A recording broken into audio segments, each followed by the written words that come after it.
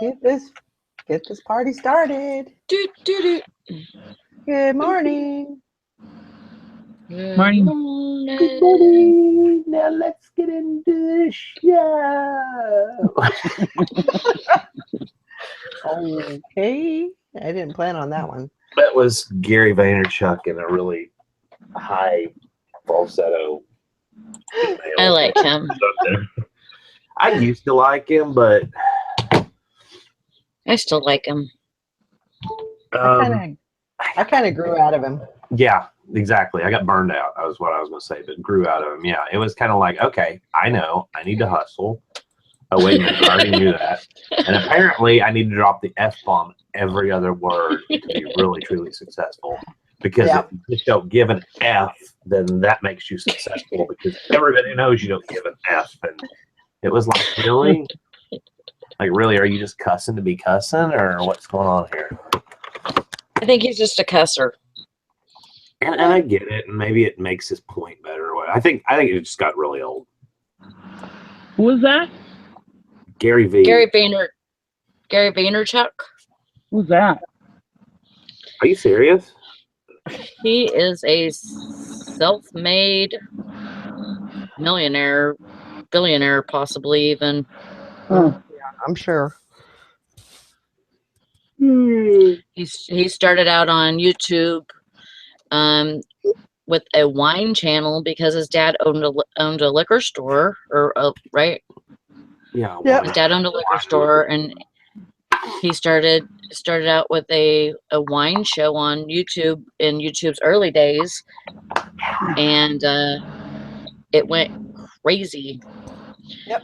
And he ended up selling and started selling online, and he was a very early entrepreneur type. Huh. But he's like huge now. Oh. And he's a motivational speaker, and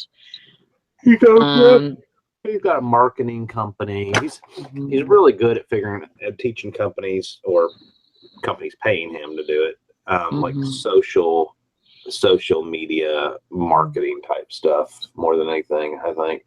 I mean, overall, but he's real in tune with what is 2007 kind of 2000. What year are we in? 17. Sorry.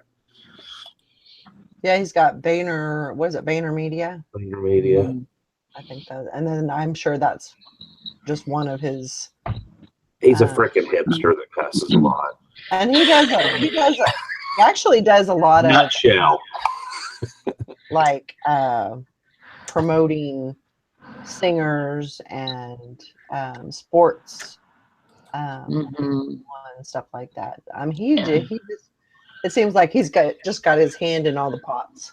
Yeah, he does. He does really. He actually owns a part of Snapchat too, don't he? Snapchat and Twitter and Uber, I think. And Uber, yeah. He's got a little bit of. Oh, he was early angel investor on a lot of stuff. I forgot about that. Yeah. I mean, he's really, from a reseller standpoint, I know there's a lot of resellers that watch him.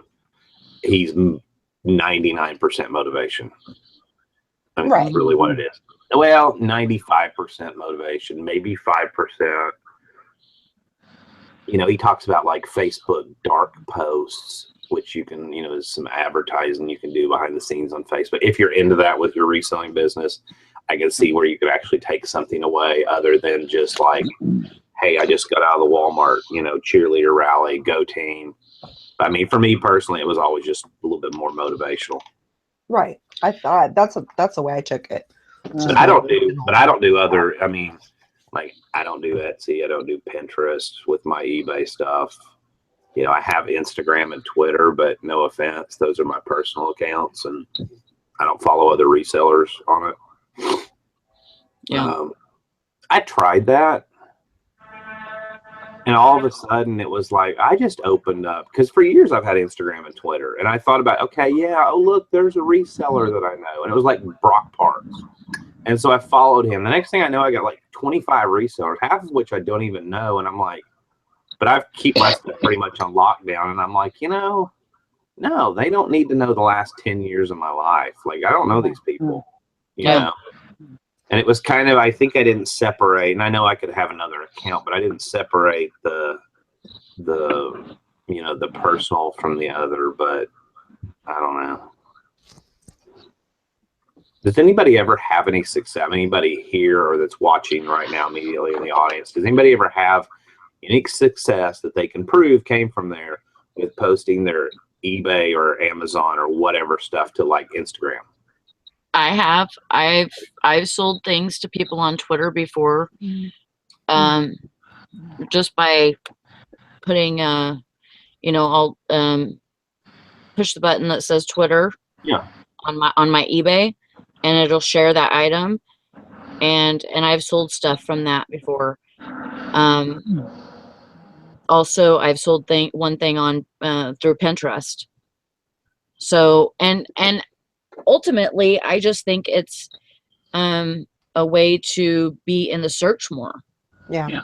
Because whenever you share that to Twitter, and then if you share it to Pinterest, and if you share it to Instagram, or any of those other things, that's just giving you one more search in Google. Right. If they use Google to search it. Wow. Whatever Most they're people, needing. Right. I don't know. I just never, I get it. Like, you do everything you possibly can to make your businesses, but it just seems like, and I know that some of it's pretty automated. You can set up your own Instagram account, and you have to, and you could probably automatically have all your eBay listings go to it or whatever. But I just kind of look at it and I'm like, I have yet to have anybody ever say, wow, my business increased whatever percent, which whatever percent being in my head, whatever would make it worthwhile for me, the time and the effort of doing it. You know what I mean? I don't know if you would actually find out that it's, that it's better because of that. Because you would have to actually speak to, whoever bought something, to find out, did you find this on Twitter? Did you find it on Pinterest? You would have to actually get feedback like that. But you can do a pretty good indicator if your business is pretty steady. You listed the same amount of stuff pretty much every week, and then all of a sudden one week you said, okay, I'm going to do massive Instagram tweeting, Twittering, and all that kind of stuff, and then you just did it from that point on, and then you looked back and said, wow, my business grew 25% from the moment I started doing that. I think that you could do some kind of litmus test that way without, not having solid scientific proof, but you could get pretty close. I don't know. It's just one of those things. I've never heard anybody say, it's like people always say, oh, put your, we've talked about this on the show before, put all your eBay over on Etsy and Bonanza and share it over there. And I have yet to ever hear anybody say that it was really ever worth their time. You know what I mean? That they saw. And I think Tara's talked about it. Tara's like, I think we've had 2 Bonanza sales in 6 months, I used to get one every month. Right. When I was with them. But if you got one for all the time and it was your eBay stuff, for all your time of sharing your stuff over there, the headache, and I know some of it can, like I said, can be really automated. It just still doesn't seem worth it. It's not a headache because all you do is they do all the work. So until they screw it up and then they'll take your items down or something. They don't do that. Well, I mean, Valerie said that last time she was with them that it was acting correctly. It wasn't putting too many listings. It wasn't doing any of that. It was fine in that sense, but I was on there for a month and they wanted, I figured that if I went up in I was trying to get a hold of customer service, but you had to be in a higher bracket as far as your membership. You had to get the $40 membership in order to be able to contact customer support, which was a crock of shit. Right. But anyway, that's what I thought anyway. But thought this was a family show. No, it's not. It's whoever wants to watch show. Hey kids, there's your Nana. Your Nana just cussed. Oh, God. Why did you have to do that, Dusty? Nana has a potty mouth. Can you say Nana has a potty mouth? I probably said no more than what Mama does. And I agree. I agree though, because I've never had problems with Bonanza, but I do agree that because when I once called customer service probably a couple of years ago, and you could call them then. So they must have changed that recently. Yeah, so you have to be, I think it's a gold member, and it was like $40 a month. And I said, okay, I will do this. You know, if I'm going up to this gold membership, I better get some sales, because I'm going, you know, I better be getting some views, and I even did some kind of like a turbo traffic something or another. Cost me like $25 extra. And I got nothing. Oh. And I was like, nope, screw you guys. I'm done. Oh. And I canceled it again, and I said I will never come back. Let me correct myself before we go too far, because I'm reading Hank Allen Cash's comment and stuff like that. If you were needing to brand yourself like a very specific niche or niche, I can say niche because Tristan isn't in here. She freaking hears me all the way from the other room. So if you were at a very specific, it corrects me for that. If you were at a very specific, like you sold, you know, vintage clothing, or you, there's, who is it? The Angie, thrifty, huh? Martin. Who? Angie Martin. Take a cigarette out of your mouth. Try it again. Angie Martin. Martin, yeah. Okay, so like, you know, sells like jewelry, and I thought you were saying Burton. I was like, what? But, sells like vintage jewelry a lot or whatever. Yeah, I can see where Etsy would come into play, or I can see where maybe tweeting and Instagram followers and all that. But for somebody like me, no, nobody. Who's gonna follow me? Some guy's gonna buy a sticker on the side of a football helmet, and then he isn't going to like follow me for 20 years to make sure I don't get any more of them, you know. And I guess in my mind, when I say generalizations like that, it's because I look at the faces here, and none of us other than maybe Jason really specialize in anything. But he came in after I was talking, so it doesn't count, you know. But even with Jason, you know, like tools are people that use heavy machinery, you know, tool stuff like what he has. Are they really going to be like Instagram kind of guys, you know? Right. No, but they are searching kind of guys, and if Jason gets out into different places, that's more searchable. Yeah. Because those are common things that a guy who is not computer savvy would say, hey wife, how do I use this internet thing? And she says, oh, just type into Google what you're looking for. See? And they would find it. Hank Allen. Can I shorten your name? What do you go by in real life? Hank Allen Cash. I would totally, like, if we were friends, I would just call her Hank Allen Cash, because that would just be a whole lot easier, and it's cool and it kind of rhymes. It wouldn't be. So you got to have a nickname. You have something we can call you, because I'm not awake enough to say the whole thing. She said, exactly. I sell everything new, old, and in between, and that's the biggest reason why I haven't made any moves. If I was selling in a hardcore Niche. I can hear the vent fan in the bathroom. That means I'm safe. She can't hear me over that. She said, then sure, but otherwise, nah. Yeah. Niche. Niche.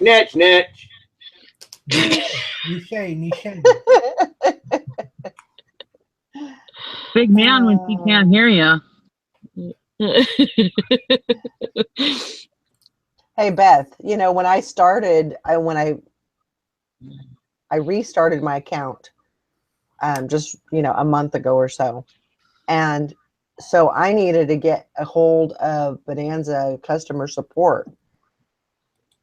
I wasn't paying anything.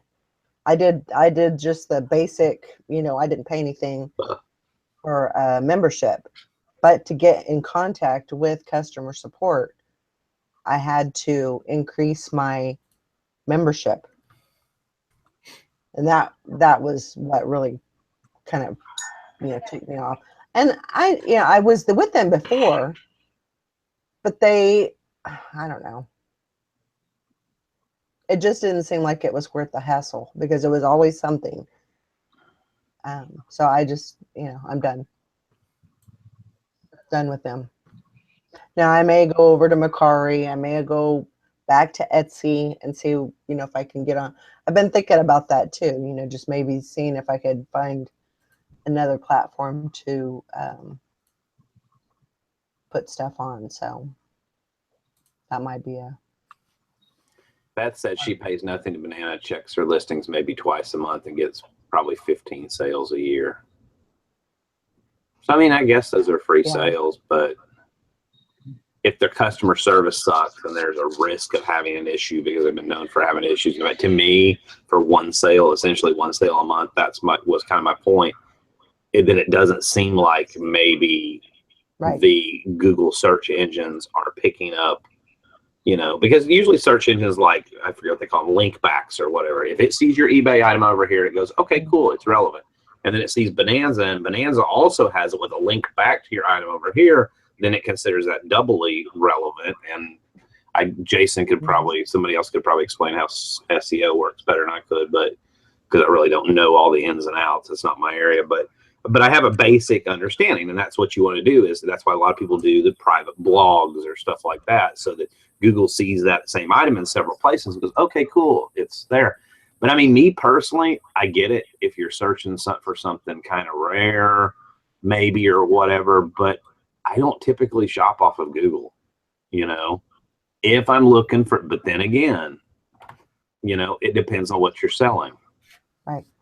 Usually I go straight to eBay or straight to Amazon, and I would think that a lot of people are kind of conditioned like that to where they do the same unless it's something they really, really, really can't find. I mean, do any of y'all ever shop off Google? Well, I mean, the only thing I can tell you is that I have noticed in the past 6 months that I am getting a lot of sales from people with zero feedback. So leaning towards they're probably Google links. That could be. Yeah, might be a good indicator. Definitely a lot higher than normal, I've noticed. Well, like I said, I don't experiment with other platforms or anything else really because I'm just so busy as it is with eBay. I don't have time. Like I said, the kind of stuff Jason sells, there's a lot of guys out there in that industry who are older guys that haven't used the internet much.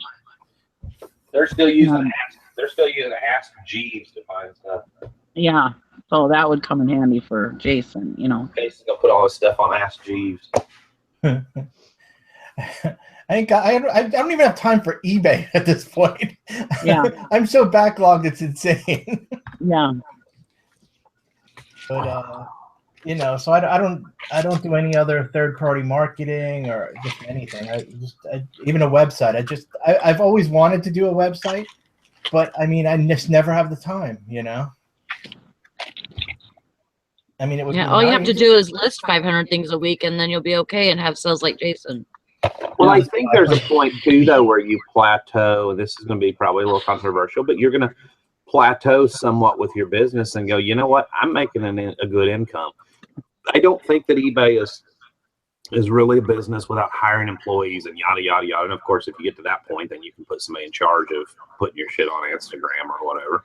But, you know, I think eBay is a business that you somewhat plateau based on the only variable you can ever really change, you know, is either what if you're going to have a certain speed that you list and do stuff at. Yes, you can eventually get better at that, but it's eventually going to kind of plateau. The only thing you can really change is the average dollar amount of your item or the average profit you make on your item in order to affect your overall income. But I mean, we've kind of plateaued at a point where, I mean, this is what we've made. It hasn't really grown a whole lot. It's grown some, but it's been pretty much the same income for 10 years. But I'm okay with that, you know, but I don't want to be a millionaire. If I want to do that, I'd go off and, I don't know, sell freaking merch t-shirts and go do Amazon retail arbitrage all day long. And I don't want to do that, you know? Yeah. Right. I mean, I'm at peak performance. I mean, any more output other than raising the dollar amount of items would be to actually hire someone. I literally can't. You can't physically ship any more in a day or whatever. Yeah. Yeah. But are you okay? I mean, but are you? Oh, but I'm totally fine. At that point where you've had employees.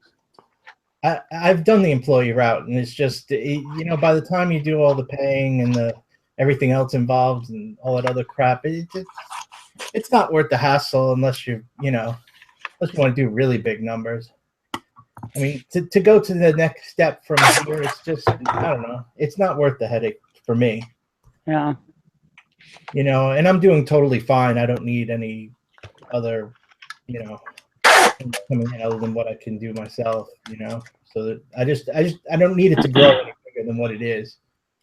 You know, I'm comfortable at this point, and you know, I'm stress free, and everything's just fine, and you know, I'm happy. You know, I always live within my means. You know, I'm not one of those people that has to go out and spend tons of money on fancy toys and all that crap. I think my only other goal over where I'm at now would be to work to make the same, or maybe a little more. A little more would always be nice. Make the same, if not more, by working less. So I'm constantly striving to either buy more stuff in bulk, you know, like grill covers that I'm shipping right now. You know, buy stuff like that that's super easy, one listing. Sold 2 of them yesterday, you know, so all I got to do is throw them in a poly mailer like that and slap a label on them. You know, to have stuff like that, or home run type or solid home run type items. You know, get rid of the nickel and dime items that really, at the end of the day, are more time than what they're worth in my world, if that makes sense. Yeah. Sure. You know, I just shipped a John Wick 2 DVD, but it was a freebie that came when I bought it from Voodoo and whatever. It came in the mail, but I only brought $8.99. But ordinarily, that's really not going to be worth my trouble, because by the time I take off shipping, take off everything else, you know, if I'd had to buy that DVD for a couple bucks, it wouldn't have been worth it. You know, I'm not saying I'm turning down money and I don't like making money, but to sell $8 or $9 items and only net $2 or $3, I'd have a hard time making a living doing that, because there's not enough hours in the week. Right. I mean, I just checked. My average sale is $45. I'm not sure what you're running at. That's high. I'm probably 26, or hold on. How do you look again? Just go to your seller level where it says it sells for the last 12 months, then divide it out by transactions. Sales last 12 months.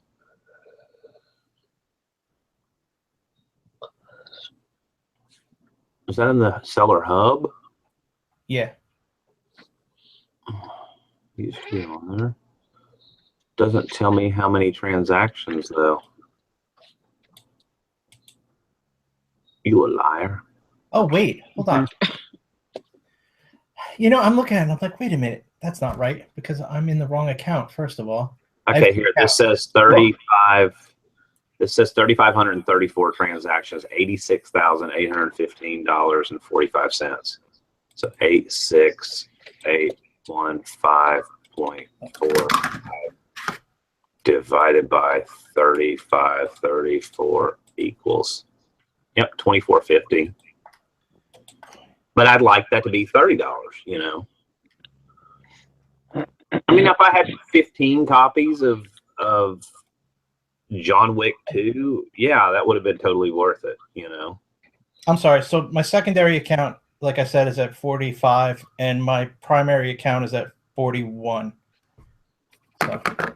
Dean, that's awesome.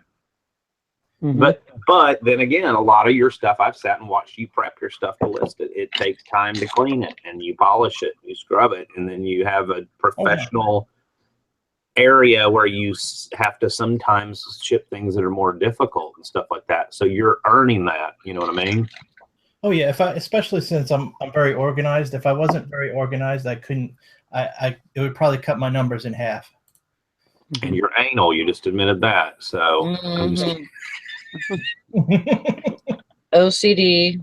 Oh yeah, he's totally organized, and it's very impressive. Well, that was back when I was actually doing eBay.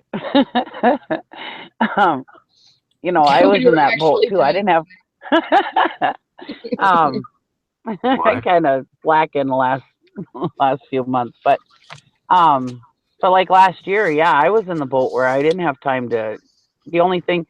That was one thing I liked about Bonanza was I didn't have to do anything with it. I just signed up for it, and it did everything for me, because I didn't have any time to do anything other than eBay. I didn't even have time to do like Craigslist or Facebook or anything. I was selling so much on eBay. I didn't have a problem, you know. Yeah. I didn't need to go anywhere else. But lately, now that I've been kind of taking her easy on eBay, I thought, well, I might as well try some of these other platforms and see what's going on there. Jason said he can only see the last 90 days. I wonder if it's because it's sales volume. I'm pretty sure. If you get reviewed on 90 days versus 12 months based on your volume. Because I was looking in the area where it says like your seller status and all that, like top rated. That's where I found it at. It is. Where it's at. You go on your seller hub, and where did it go? Well, you could take your last 90 days, you know, as well. I mean, that's a good enough snapshot of your business. Your last 90 days evaluation, you know. Yeah, it should say. So in parentheses where it says transactions last 12 months, some of that is 90 days for some people. Right.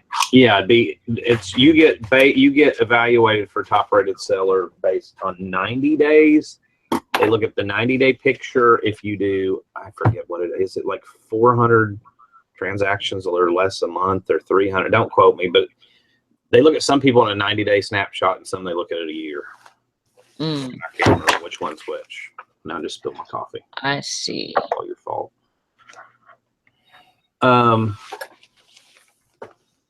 2339. Good job, Mr. Sadie.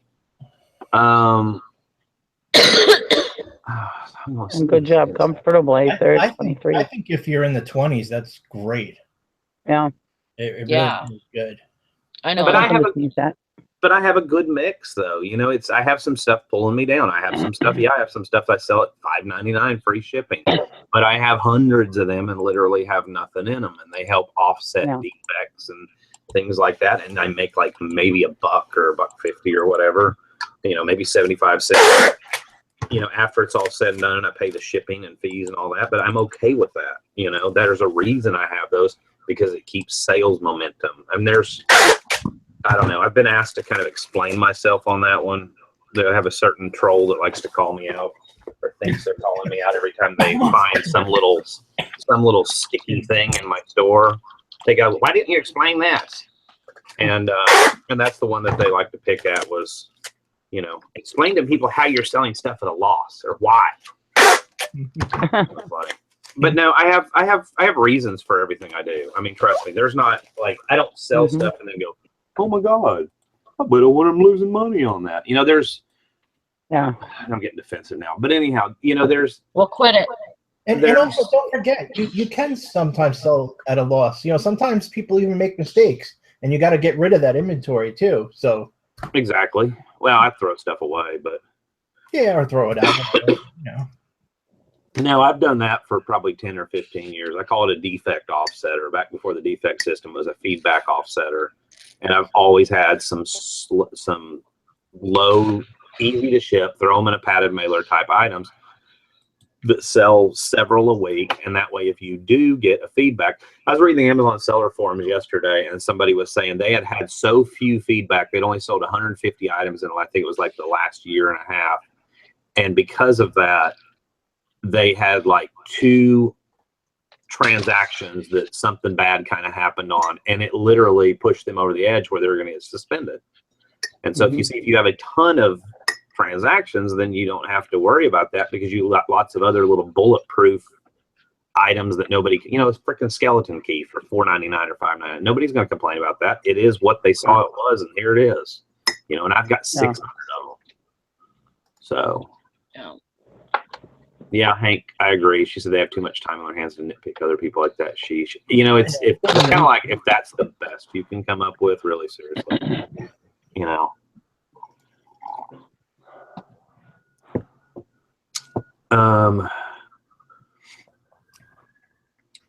Oh, but back to the other, who was it? Somebody was talking about hiring employees. I mean, yeah, Sally, that's great at $13.37 when you're like at 0 inventory cost. It's like phenomenal. That is good.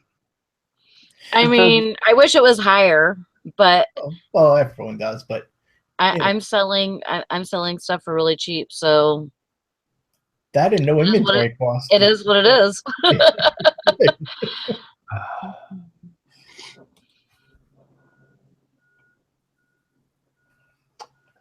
Tim says, as long as I can get my. Oh, go ahead, Val. Sorry.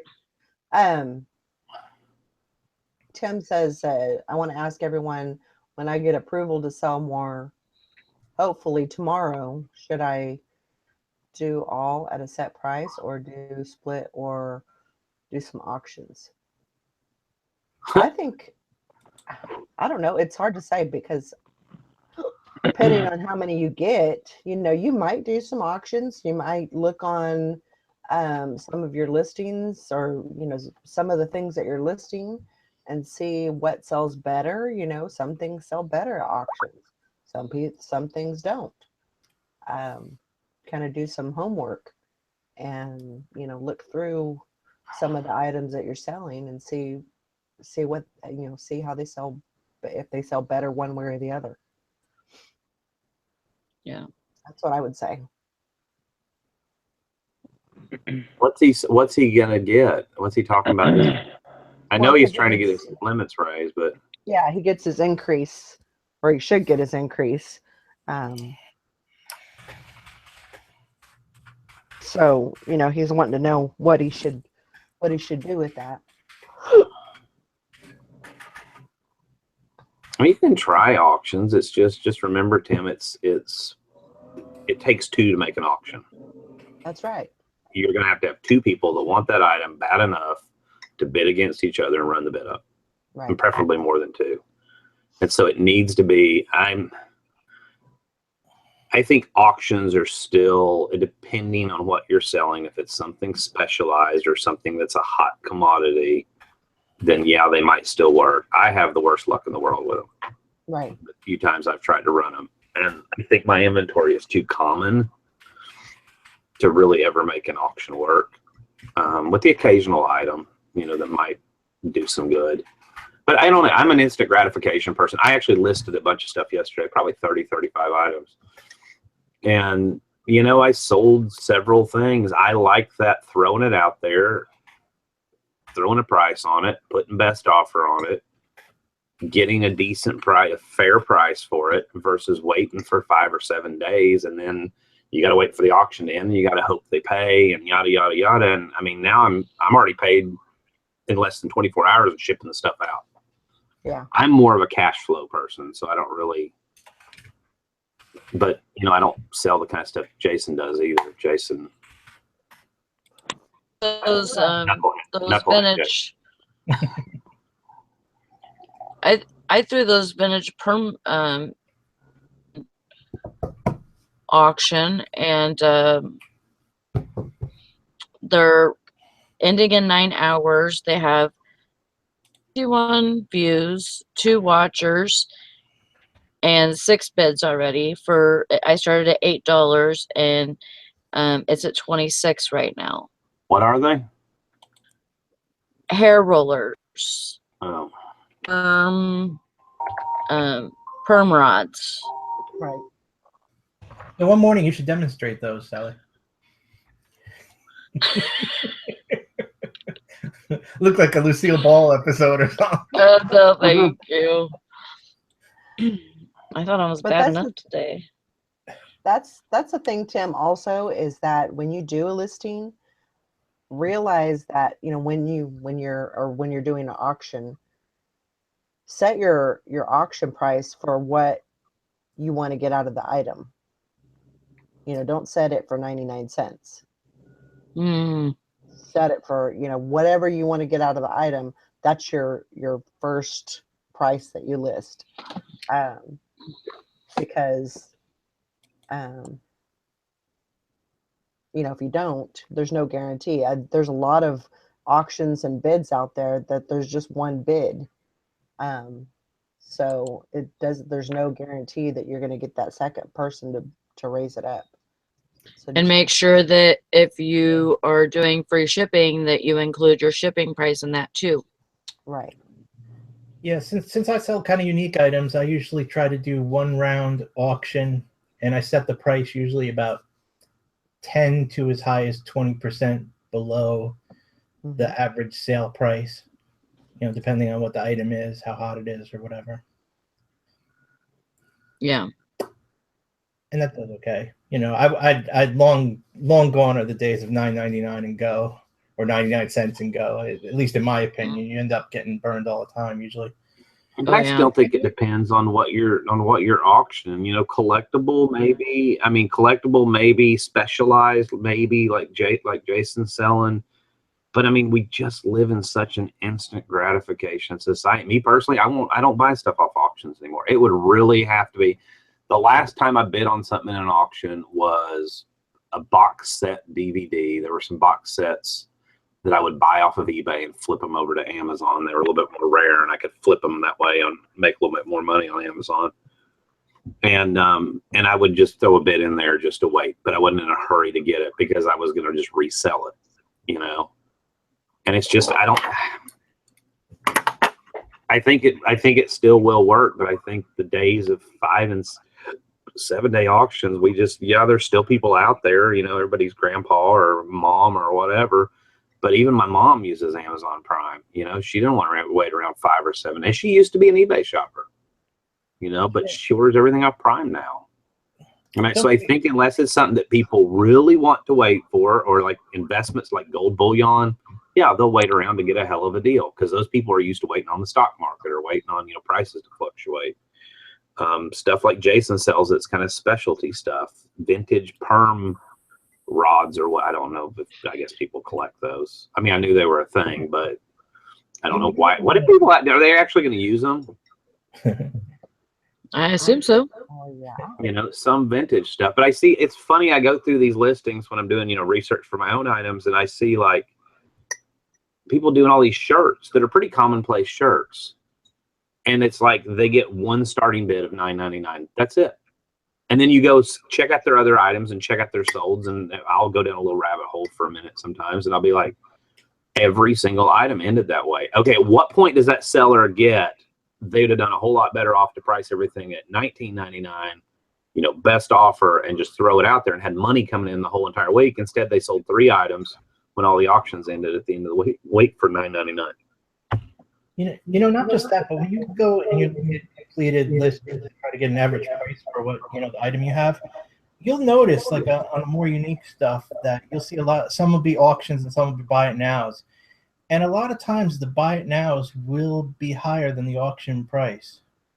You know, for people that started at like a low auction price.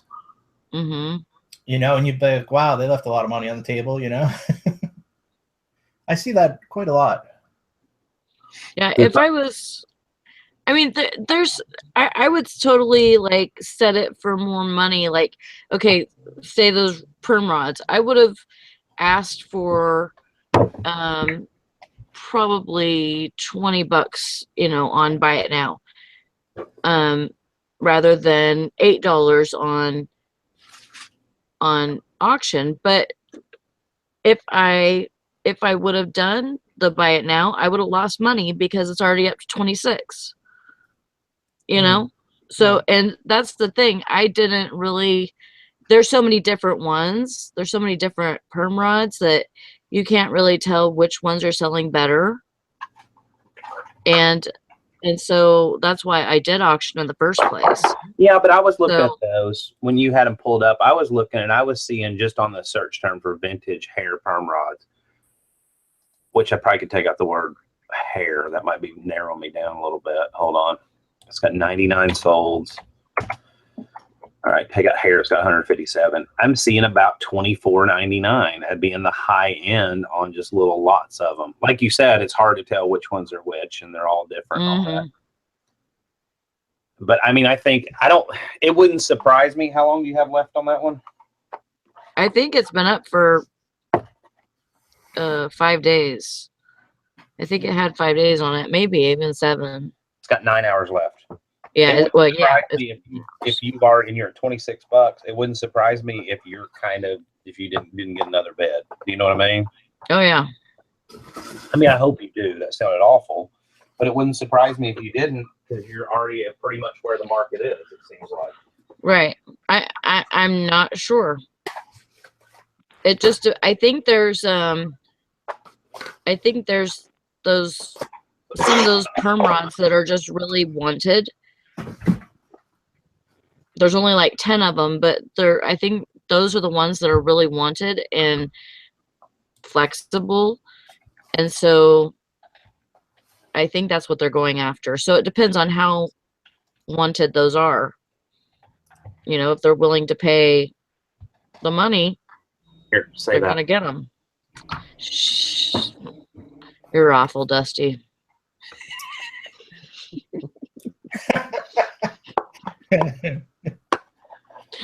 Oh my.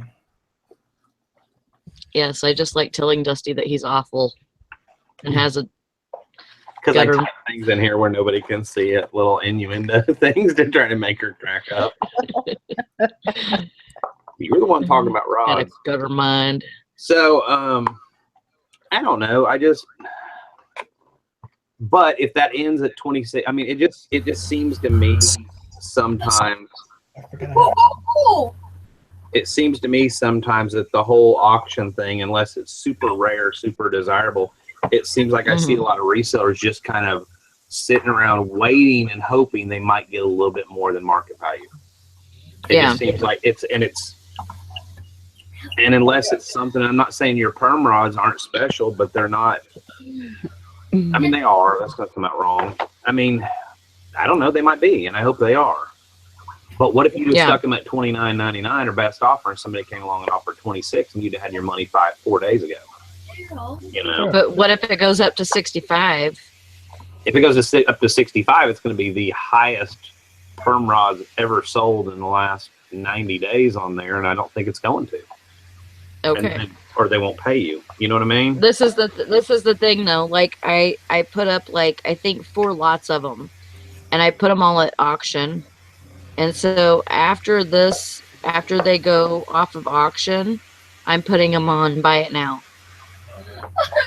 And just because I was unsure of where they were at, because I have different amounts of curlers in each lot, and it's more than what is on. It's more than what has sold before, from what I've seen, and so I'm gonna have to price it kind of high anyways. But I could just put the buy it now and then put a best offer on it and call it good.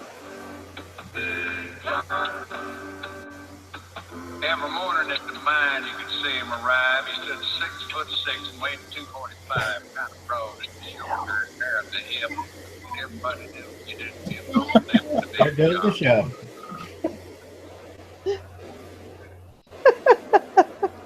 Was that Conway Twitty or what was that? Who sings Big John? Oh, Jimmy Dean. Jimmy Sausage Dean. Man. Yeah, Big John. Nigger, Jimmy Dean sausage.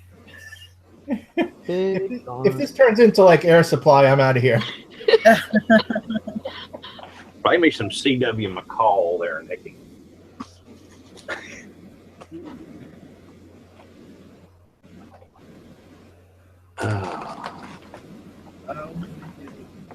Looks like we got some kinetic energy in the chat. Woohoo! The person or the actual energy? Yeah, I'm not sure. Good then. What's up, Michael? Welcome, welcome. So apparently, we've got a gazillion things to do today, so I've got to get everything shipped and get out over. And by God, these are going to fit. Sons of basketballs.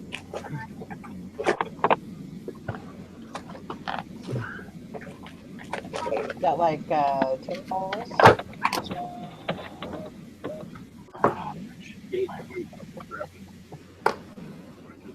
Check out this really cool game. Search for the King. Oh, wow. How cool is that? Ooh. It's like a Leisure Suit Larry type of game. Huh. For the Amiga 500. Oh wow. It's got like women in sexy clothing and stuff. Yes, I've seen that before. Sorry, guys. I was up all night traveling. I dozed off. Sorry. It's okay. No worries. I got home at like 3 o'clock this morning. I haven't slept yet. Sorry about that. And apparently my phone was ringing. Sorry. Nikki sounds like she's talking through the filter of that cigarette. Yeah. Sorry. It's like a camel spokesman.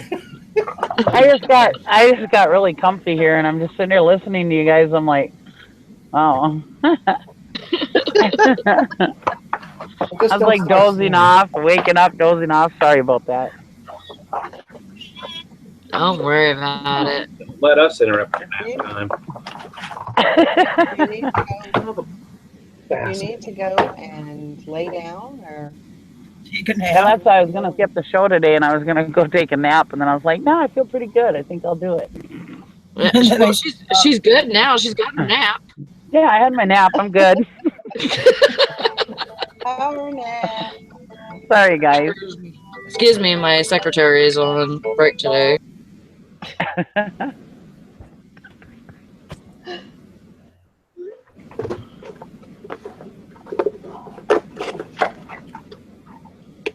Well, let's see. We haven't done any kind of What's she think? let's see. They hung up on Who's me. that? Oh. Well, shame on them. Let's do some shout outs, Sally. Huh? I said let's do some shout outs. Okay, but you're gonna have to do it without me because I gotta pee. I'd like to give a shout out to myself. Okay. Good job, Jason. All right then. Jason in the house. Okay, I'll be right back. So we got Turtle Trader, Tim from Tempe, Hank Allen Cash, Megan Carl, Miss Tiffany, Mary O, Miss Tina. Let's see here. Angela Barney. Welcome to the show. Poplar Picker. Wake up. Miss Sherry Honeybee Detmer. Miss Betsy.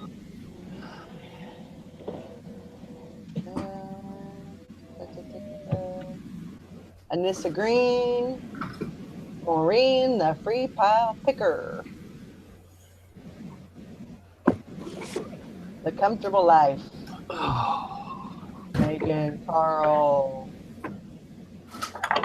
The other Jason. Welcome to the show. Mr. Sadie.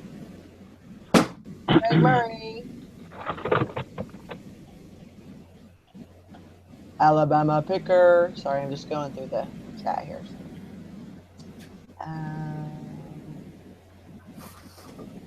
Let's see. Jason Banana, kinetic energy. Grandma Magic Classics.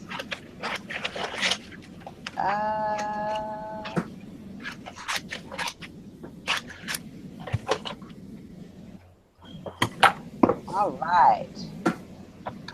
Oh, Miss Margot. He popped at the end. Larry Lafferty.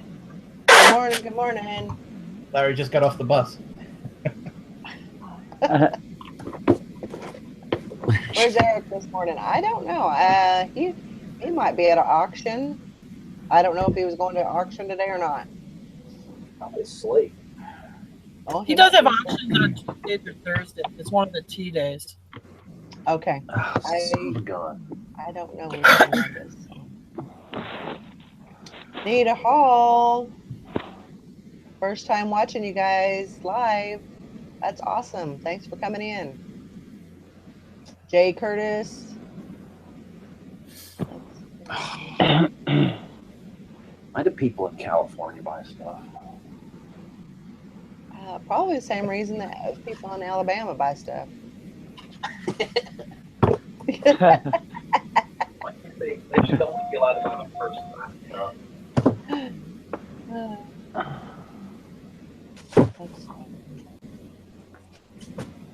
Aw. Grandma Magic Classic says I could have slept in today, nothing to pack up. Well, time to get on it. Get some listing done. Yeah. I'm stuck at home today listening all day. My car's in the shop, so. Uh-oh. Staying home today. Take the Samurai. Nah. I'm in the middle of doing some work on the Suzuki, so. That no one ever. Just kidding. What? Nothing. What are you doing? Putting a lift kit on it and putting a cassette player in it? Hooking it up with a new 8-track. Are you still? No, I'm just kidding. Are you still working on it though? Yeah. Another week or so. I got something really funky, and it's going to save me. God, 14 ounces. I'm not sleeping, but I'll be right back. Okay, doke. Mother's Mustache, she says, hey, Val, I'm being quiet today. Your steam looks great. My steam? I don't know what that is. Is that like keyword for something else?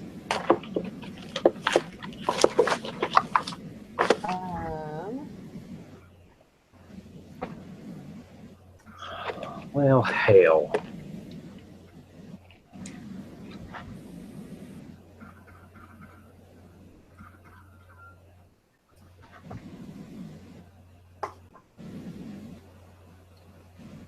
Okie doke. Well, that sounds like you're gonna have a great day today, Grandma Magic Classics. Play outside with the kiddos. My stream, gotcha. Nice and yellow, right? No, that's gross. What?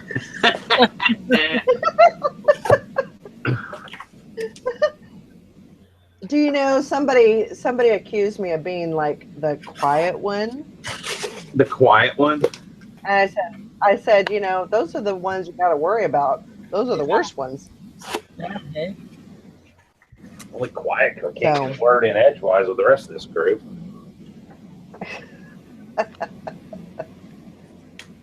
Oh, yeah. I don't know what happened. I really didn't do anything yesterday. So as far as my computer, I think I am going to reset it today.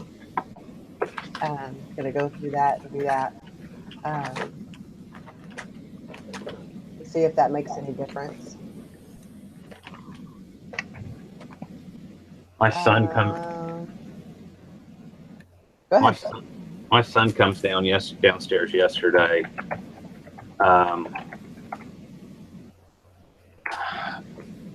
About it. He looks like he's about in tears, and I'm like, "What's wrong?" And he's got his Razer Black Widow Chroma keyboard in his hand. He's like, and it's one of those moments as a parent, you know, not to give them a lecture because they already know they did what they weren't supposed to do. He took a glass of sweet tea upstairs and failed to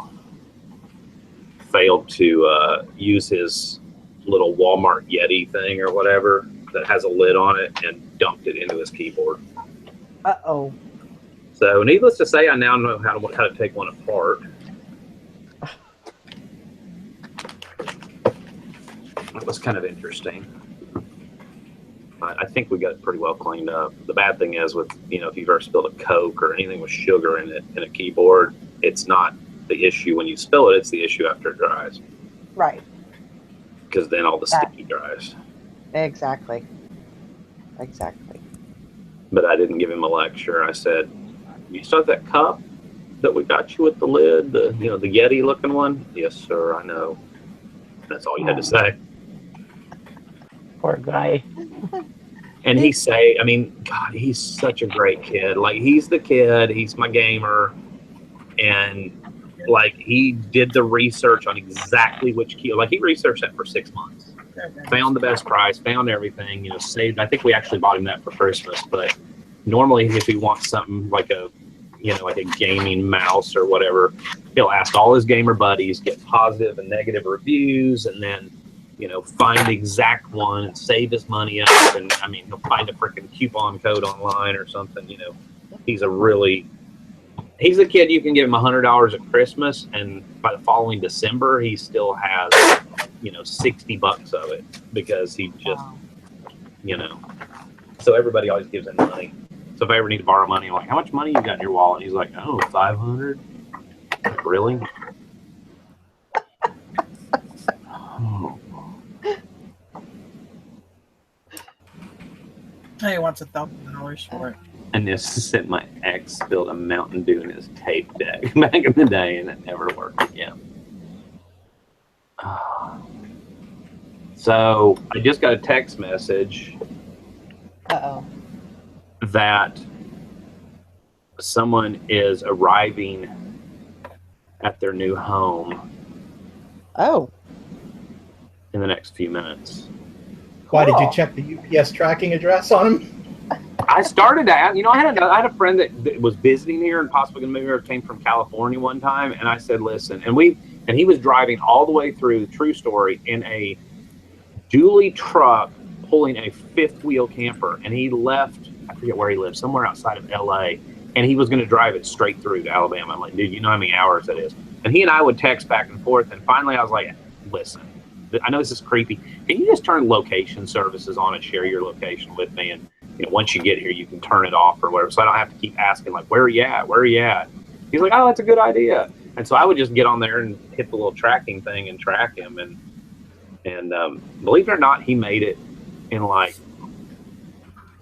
27 hours from Southern California to here. And I was like, "Dude, did you sleep?" He's like, "I slept for 2 hours in the desert." Wow. That's how Jim travels. It's 24 hours to Orlando. He drives straight through, where we just switch back and forth sleeping. He won't let us stop for the night. How many hours? 24 from here to Orlando. 24 or 25. Wow. See, it was 11 coming back from the beach the other day, and and when I was younger, that really wasn't a big deal. Like I talked about the other day, we used to have those little mini thins back when mini thins were like good pills. Nikki was a truck driver. She knows one. We called him truck driver we called him road dope. They had the good pills back then at the truck stops and stuff. And, I'd get those, and we didn't have Red Bull back then, but we had I did black coffee. I'm trying to think if we even had any kind of energy drinks. I think Red Bull was really the first energy drink, but you didn't. Hey, Dusty, do you remember Jolt Cola? Hell yeah, twice the caffeine and twice the sugar. And they brought it back, but now it's like safer, I think. I drank that in college when I pulled all-nighters. Oh my God. Wait, but do you remember Ephedrine. Cajun Cola? Remember What'd you what? say? Cajun Cola. No. Look it up one day. Cajun or Cajun? Cajun. How you spell that? I don't know. Like from Louisiana Cajun? It's Cajun, ain't it? Yeah, it was like a startup, and the guy like totally failed. Huh. I never heard of it. We never had it here. Huh. I miss being able to take ephedrine. Ephedrine used to be really good. What That used to be they made Hubba Bubba soda. I remember that. What were you saying, Nick? When you used to be able to buy ephedrine over the counter. Yeah, and ephedrine was what the main ingredient in many things, and everybody figured out. Like, I don't know who goes, "Hey, we can mix this with antifreeze and battery acid, and we can smoke it." Like, that's how they figured out how to make meth. But that's why they had to do away with it. And you can't buy now. If you find many things, they're like totally free or whatever. Like, they're not the good stuff to make your head tingle and keep you up for 3 days straight. Excuse me. And then there was pseudoephedrine after that, and that worked pretty good. But now they're not letting you have that. Because I remember Tylenol cold, severe congestion. If I was tired, I could take some of that, and that would give me quite a bit of pep. But they've taken that away now too. There was a recall. There was a recall on it years ago, and they've never really brought the good stuff back. It's and all the products that were DM, all the cough syrups that were DM were the good stuff back in the day. Yep. And then what they used to call Robotrippin, which was where you drank enough Robitussin. I think it was Robitussin DM. You drink enough to start like hallucinating. We were talking about this stuff the other day when we were like, "Do you remember this? And do you remember that?" And I'm like, God, I hadn't remembered that in years.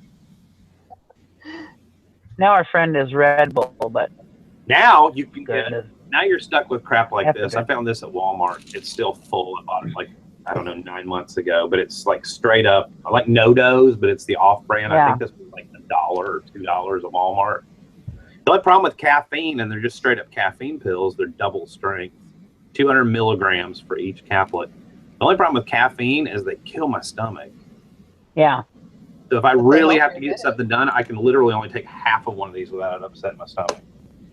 Yeah, but an upset stomach will keep you awake. Listen, you guys are making me thirsty. I'm going to have to crack open a tab. Oh, there you go. Oh, God. Until I met Jason, I never even knew they still sold that. I didn't think it was still around. I used to drink It is good.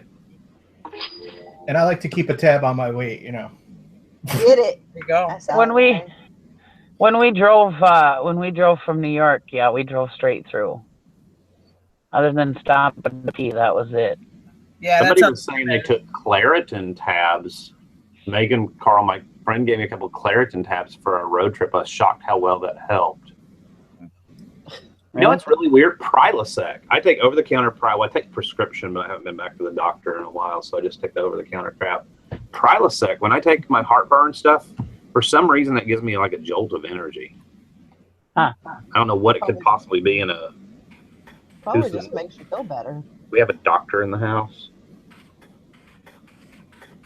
I was surprised the last time I had bronchitis, they gave me an inhaler. My husband takes inhalers, and I never knew this, but apparently taking an inhaler gives you a little boost of energy too, because it would give me a boost of energy. My heart would start beating, and I was like raring to go. Well, because you're breathing better, your oxygen level's probably a little higher. Yeah. Ooh, that's a good thought. I don't know. On the way back, like I said, we drove. It was 11 hours ish, and there was about 3 hours in southern Georgia where it was just a literal 120 miles of storm cloud coming straight across the interstate, and I have to drive up through the middle of it. And of course, everybody in the car, plugs their earbuds in and like, oh, Dad can drive and not have anybody to talk to. And the stupid rental car, the scan button, I don't know if it was a crappy antenna or it's just because it was a Dodge, but you hit scan, and even if you were like 30 miles outside of Atlanta, it would pick up one station, and every single time it was country, and I hate country. So, and I don't keep a whole lot of music on my phone. I don't do the whole iTunes thing and all that. So I'm literally just like, okay, I'll go watch an old morning show, or but we stopped at a pilot station somewhere, I don't know, about 60, 70, 80 miles south of Atlanta. And they had like double caffeine coffee. And I was like, ooh, I need a big old cup of black coffee. But I drove it straight through, and I was pretty proud of myself because, like I said, I haven't driven like that in years. And I've gotten older, and that's a long drive. And we all know Dusty sourcing is like a Domino's pizza guy. No more than 30 minutes in any direction. And apparently I'm lazy, and I don't go more than 5 miles from my house. Hey, if you don't have, you're just jealous. If you don't have to, why would you?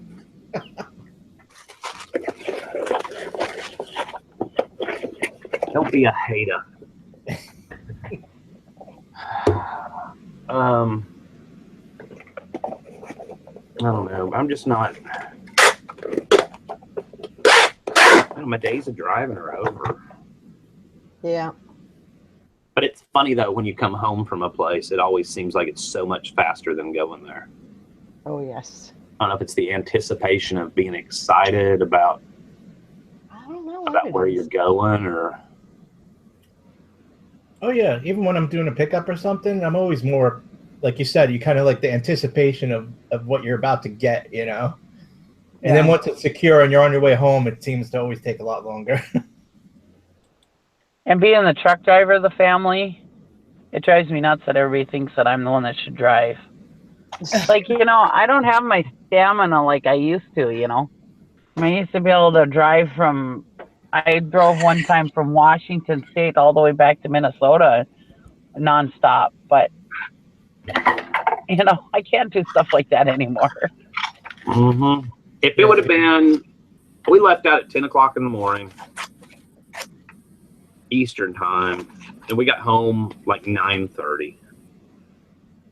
And we stopped in there for lunch and whatever. But if it had been about another hour or so, I'd have been like, It was one of those trips that it was just enough to do it technically in one day, but I wanted to break it up into 2 days, but everybody wanted to get home. They didn't care on the way down there because we couldn't check in the condo till the next day anyhow.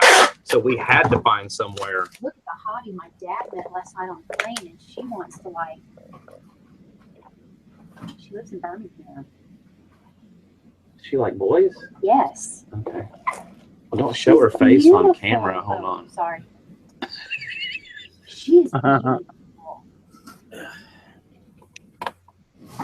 And she's like a dermatologist. She has good skin. Yeah, she does. Huh. I like the picture. Yeah, he stalked her on Facebook. He stalked her on Facebook. He has her number. Well, my husband found a truck that he wants to buy, so now at the end of the week we're flying to Texas, and we're driving back. So I got another ahead of me. Well, at least it's a nice southern truck. You won't have to like up here. That's why he was looking down there. Yeah, we bought that one in Mississippi, and I mean, it is amazing compared to like up here, because ours will have a lot of rust on them and stuff, and this one, the frame is really clean. Now, Nikki, do you plan on getting another van? Maybe eventually. Oh, okay. But it has to be like a van that has like a engine under the hood, not a doghouse. Not a what? They can't have a doghouse. My husband's what vans do they make that aren't doghouses, though? Huh? What vans do they make that aren't doghouses, though? Ours is under like the a hood. minivan. Our full-size Ford is under the hood. What's that? Yeah. It's not the doghouse in between us. No, yeah, it is. It you is? can get to just the front of the engine. Most of it's. Oh, we don't have that big cover like they. We're also looking at this enclosed trailer, so we might just get the enclosed trailer. Then I won't need a van. Mm. So yeah, my trademark might be going away. What's wrong with the van? It's got a problem. I don't know what's wrong. My husband's tired of working. My husband don't want to work on it. Oh boy. I don't think it's a big deal. He doesn't think it's a big deal, but he's tired of fixing it. So it's only had it's only had like one problem since I've gotten it. So, but he's just tired of working on it. So since you have like a large piece of land there, does that like turn into like a yard cocoon now, and you can use it for storage? No, Oh. no. He'll probably fix it. I'll probably get on him and he'll fix it. But A yard cocoon. rusty around the edges, so That's from Better Off Dead.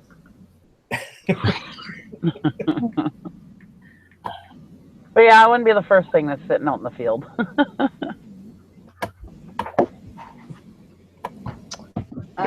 Let's see. Oh, Miss Maureen, thank you. She said, don't forget to hit the like button. That's right. Don't forget to get out and vote today. Vote for what? I just Vote made for that up. Pedro. I'm just kidding. I made that up. Vote for Pedro. I talked about Pedro the other day. Somebody, I don't remember who it was. Was my brother-in-law or what? And he said something about being hot, and I says, "Well, go shave your head." Because he's like, my head is sweating, and I'm like, "Go shave your head," and he didn't understand, but because in Napoleon Dynamite, Pedro was sweating, and he shaved his head. Yep. Oh, okay. Yep. My daughter, absolutely, my oldest daughter loves that movie. And she was like totally in love with John Heater. I was like, oh, great. I can just imagine what my son-in-law is going to look like.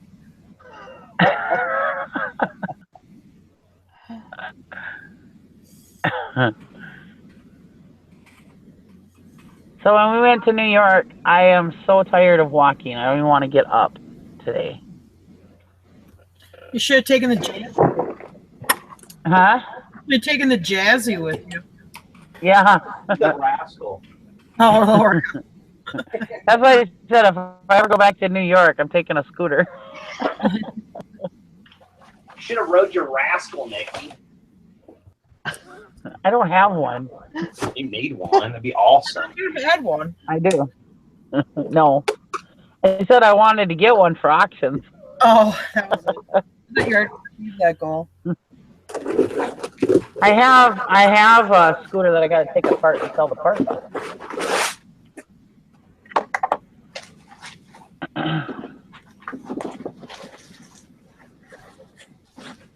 Uber was my friend this week. How did that go? Did you like that? I loved Uber because you'd order it and it'd be like 2 minutes they were there.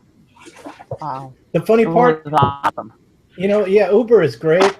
I used it once, and it was funny as hell because I used it because I rented a car from Enterprise, and they couldn't pick me up, so they sent me an Uber.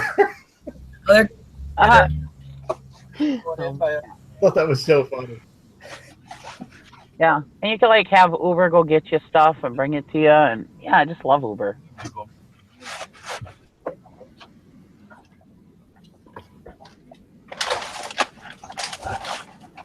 But I don't need it here where I live. You can just get in your car and go. Right. And Wow, Dusty, you can reach the top shelf there. My pants were falling in too. I'm glad. Well, I was trying not to speak so the camera would switch over to me. I guess this is tie the drawstring. Oh. Yeah, I decided that the box that my priority mailers came in needed to be a donor box for the cause. That's a good box. I always use those boxes. I got so much crap to do today. I just want to get this out the door and get it gone and be done with it. After I hit the cab there was this cab that almost hit me in New York when I was walking. The walk signal was on, and I was walking, and he almost hit me. And I slammed both my hands down on his hood and flipped him off and said the profanity to him. My daughters are like, "Oh my God, we got to get mommy out of here. We got to get mommy home back to Minnesota." She turned into a New Yorker. We all know how subtle Nikki is when she gets upset. Because I'm blunt already, and boy, when you're in a city where you don't have to worry about what you say, sure. Just get shot. Hey, Dusty, was that Micronauts? What? I don't know if you could hear me. It looked like a Micronauts game. Boy. If so, that was cool. But yeah, Nick, you would like, I don't know. Your blood pressure would be insane if you lived in New York. Oh my gosh, I wouldn't be able to handle it. And then we were on the Staten Island ferry, and there was this Jesus freak who was screaming stuff the whole time. And when we're on and I had these 2 kids that were behind, or 3 kids that were behind me that were constantly making noise and just being a little jerks, and they weren't listening to their parents. And the one came out when we were walking towards the exit of the Staten Island ferry. He came over and almost tripped me. I almost fell. And I says, God, why don't you watch your kids, you know? And the lady's like, oh, nice. Why don't you be happy? Well, then all of a sudden, I was just ticked. And all of a sudden, this Jesus freak is sitting there still screaming stuff. And I'm like, and how about you just shut up? And everybody just started roaring and laughed so dang hard. I was like, God, you guys are driving me. And then I went outside and I fed the pigeons. I was like, I need a break. So I had some popcorn on the Staten Island ferry, which was disgusting. So I saved it and I fed the pigeons outside. I was happy as a lark. Is that what you call your truck driver mouth? Yeah, I was like, God, I just couldn't believe it. Was like, yeah, it was like, okay, I'm just trying to be calm. I'm sitting there talking to my kids, enjoying the ferry ride. Because when we rode it, this was on the way back from Staten Island. Because when we rode out to Staten Island, it was beautiful, and we got to sit outside. It was nice, and I loved it. The ferry ride was so great. And then on the way back, I was so excited to take the ferry back, and I was sitting there just relaxing, loving it, you know. And then all of a sudden, I just had all these things going on in it, and I could just feel my blood just rising and rising. You know, I'm trying to ignore everything and enjoy my ride, you know, but it just all came right to a head at the end, boy. When that one kid tripped me, I was like, yeah, that's it. But we spent three and a half days in New York, and it was just too much. I don't know. I love New York. Most of my life I lived 20 miles outside the city, so I go there all the time. Then we went over to Hoboken, and I was like, well, this is more our speed. You know, I liked Hoboken. That was nice. Yeah, that's cool. What? The kids wanted to see the original Carlo's Bakery. Oh, that would be cool. Yeah. Yeah, we went there and got some cannolis. Nice. Cool. That was good. And it was funny. We were in Little Italy, and we went to this. My daughter's like, I want to go in this purse store. So we go in this purse store, and there's this lady. You know, she's got the authentic East Coast accent. You know, and which is cool. And my daughter picks out this purse, and she's just yelling through the store. We got Michael Kors, Kate Spade, blah blah blah, anything you want. You know, da da da da da. And it's only $5 extra to have the name put on there, you know. So my daughter picks out this purse, and well, these like these 4 women who are really your New Jersey, New York kind of type of women. They've got the high hair and all the jewelry and everything. They come in and walk right through the store to the back, and the guy goes, whoa, whoa, whoa. And the lady goes, no, we had to close down the back. And they're like, we want to see what's in the back room. And she's like, no, I had to close down the back room because, you know, otherwise the cops are in here all the time. And I got inventory, which is what do you call it? Fake. It's well, yeah, it's fake, but it's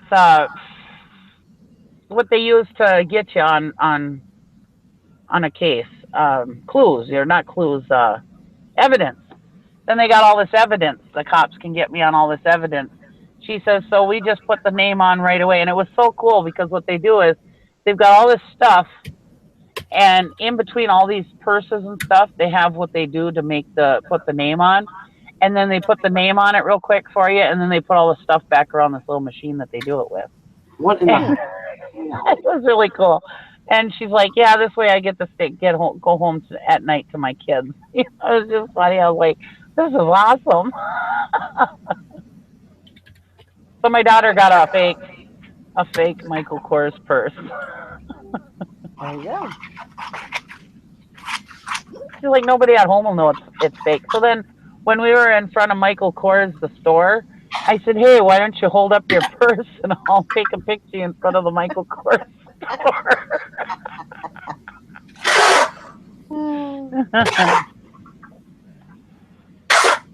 So yeah, it was fun, but just a lot of walking and just irritating. Yeah. And if we go again, we kind of went and flew by the seat of our pants. So I think the next time we'll have kind of an itinerary, and we were like trying to figure out the subway and everything, and so it'll just be easier if we have like an itinerary and have things planned out next time. Sure. So you should have done it back in the old days, like when the movie like The Warriors was out. That was New York at its finest. Yeah. Oh, love it. That is such an awesome movie. What was the movie called? The Warriors. Warriors. You ever seen Oh, that? the Warriors. I don't think I've seen that. Oh my God, it's a great movie.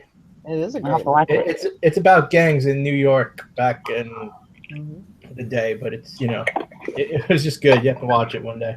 Oh, I like movies like that. We watched, Game. or Tristan watched, and I jumped in about 30 minutes into it or whatever, and actually was decent. Beauty and the Beast last night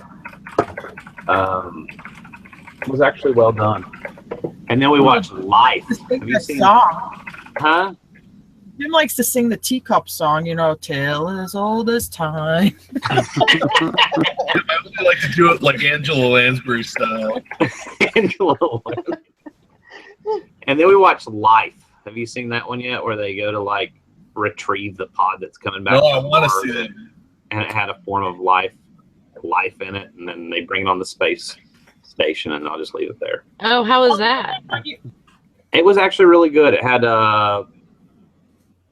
Jake Gyllenhaal and who else, babe? Deadpool. Ryan Reynolds. Yeah. Yeah, I kind of wanted to watch that. Brokeback Mountain meets Deadpool. And then we have one more movie that I got a voodoo code for that we gotta watch tonight or whenever, and I can't remember what it is.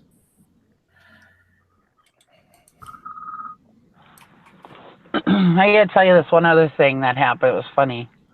All these people are always hustling you all the time, walking up to you, asking you to buy this or buy that, and like there are these people that try to get you to go on those bus tours. I called them the seagulls because when we get dropped off by our shuttle bus from the motel, they would like just flock to the bus. Anyways, so you're constantly no. Well, anyways, when we were in Little Italy, we went to this restaurant which was so good. Shit. Anyways, as soon as we walked out, I lit a cigarette, right? And there was this guy who walked up to me holding this picture. And he walks up to me and he's like, "Do you?" And all of a sudden I go, "No."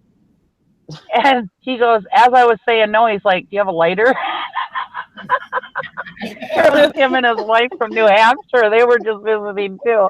I was like, "I am so sorry." He's like, "All I wanted was a light. I saw you light your cigarette, and I figured I could get a light from you." I was like, "I am so sorry here." How much were How much were cigarettes a pack in New York? Actually, I was surprised because back when I drove truck, they used to be like $5 a pack here, and they were like $9 a pack out there. I was actually surprised I could buy cigarettes. I didn't actually look in New York City, but out on the East Coast, I was really surprised I could buy them for like $7 a pack. Yeah. Because the last time when I was truck driving, it was $9 a pack out there, and so I figured they'd probably be like $10-13 a pack. But I bought my cigarettes here, so and brought them with me. When I smoked, we'd go on vacation, and I'd put two cartons in the suitcase, just because, you know, wherever you're going, especially Florida, you know, used to be a lot higher. I was like, hell no, I'm not paying those Florida prices. I'm taking all my own cigarettes. Where are you going, Banana? Oh no, I was saying goodbye to. Oh. I'm stuck here all day. I don't have a car. I have no choice. Baby.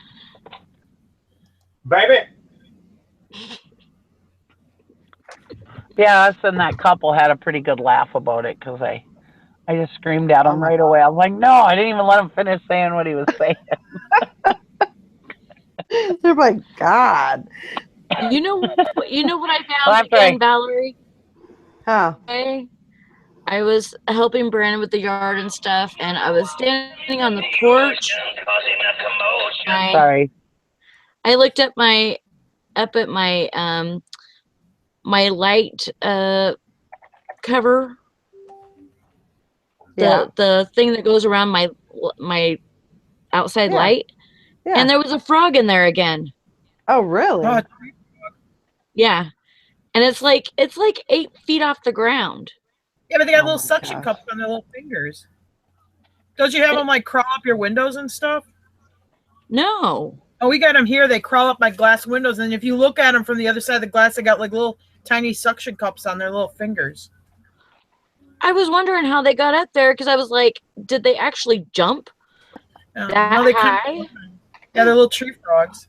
They're kind of smaller too. They're like I don't know, Tara, because this one, I mean, he was a chunk. Oh, really? Yeah. Oh, I've never seen one that big, but. Oh yeah, he was a big boy, and the last one was bigger than him.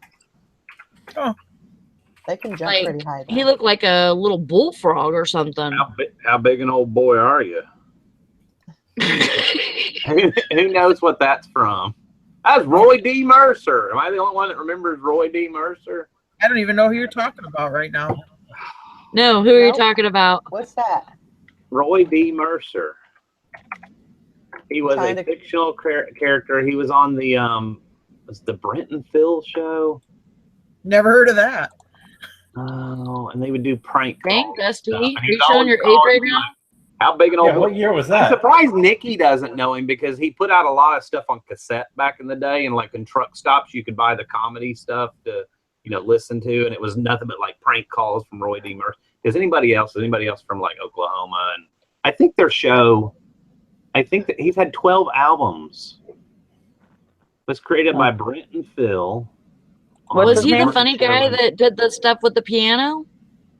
No, I think it went syndicated, though. I think it was more than just Oklahoma. Somebody in the audience remember. See, Beth remembers. What was his name? Roy D. Mercer. Never heard of and they would do the funniest prank calls.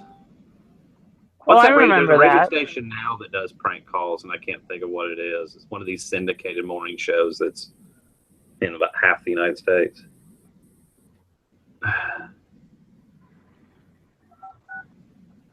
Country version of the Jerky Boys. Yeah. The Jerky Boys. Standing ass.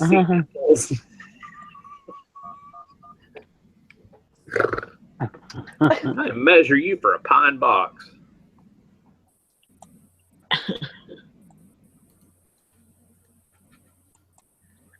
Okay.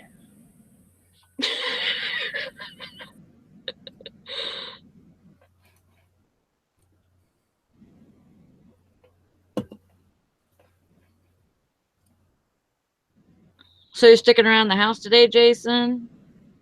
Yeah, I'm stuck.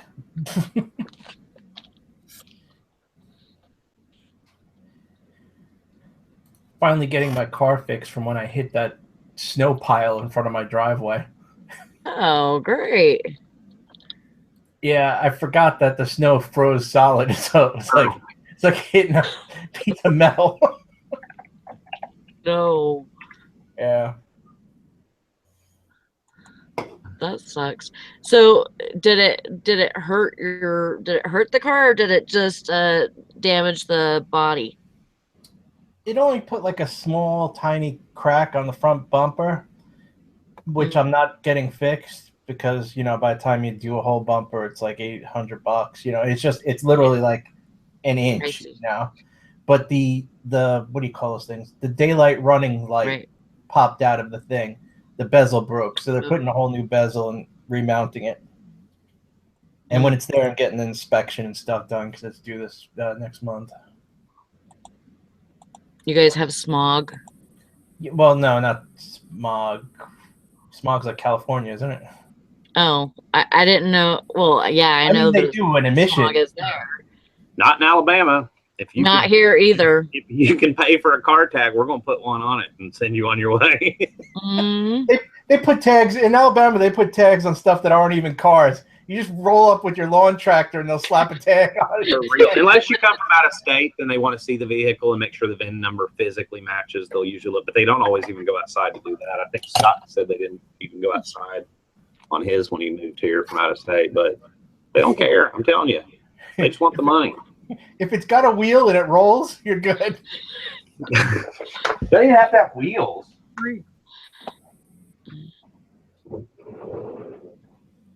Yeah, they don't care. They don't do nothing like that here either. So I'm spending all day listing all this Atari stuff I bought. How big an old boy which is fun. Sounds like fun.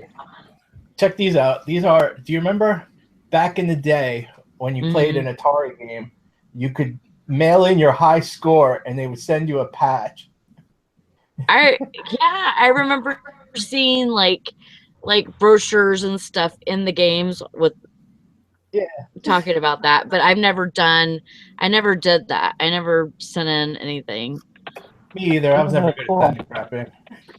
I only had the Atari for a very short time before my dad sold it. We played the heck out of it the whole time we had it, but hi Dawn. Hi Dawn. But yeah, I had a Commodore, and we had all these video consoles, the different ones, and test them out for my dad and stuff, and we would play the heck out of them whenever we had them because we knew that they wouldn't be there for long. Right. That my dad'd be taking it to the flea market the next weekend, and we'd have to give it up.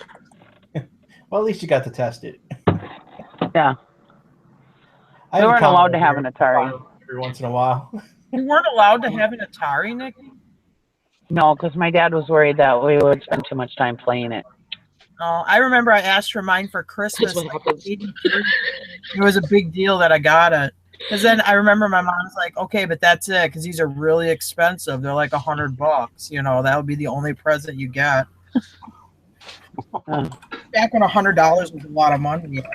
Yeah. Your dad was right thinking that, because that's what actually happens is you spend too much time playing. And then he had cable TV taken out because I watched MTV too much. Yeah, you told us that before. Yeah. We didn't even have that. I wasn't even allowed to watch. We didn't even get that far back then. Yeah, other stuff though. I mean, if it had something to do with the outside, I mean, yeah, he would buy it for us, But I mean, so it wasn't like we were deprived of fun things. We had a TRS 80. Oh, the trash 80? Yeah, where you got to type a paragraph to get the guy to get the little thing to do. Yeah.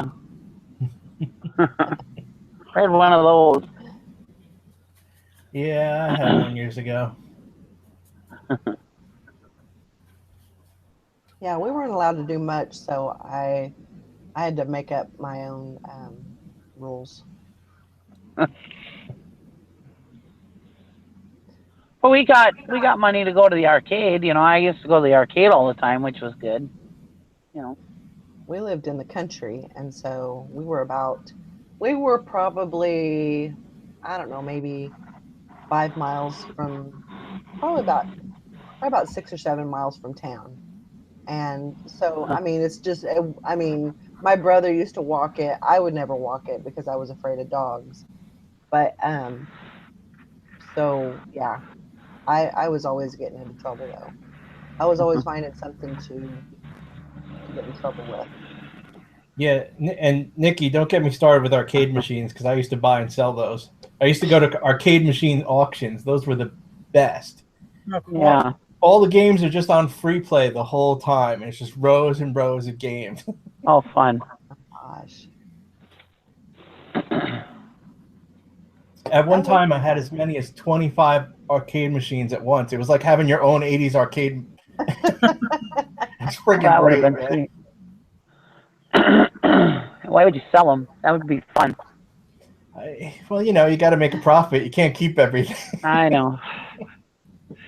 I know. I had one that I completely restored from the ground up that I kept for a long time. It was Elevator Action. I love that game. One of my favorites. But I eventually sold it when I moved. On our way to New York, at a truck stop, I found this little Pac-Man game, and it looks like a little arcade game. Game. It's got a little joystick and little buttons.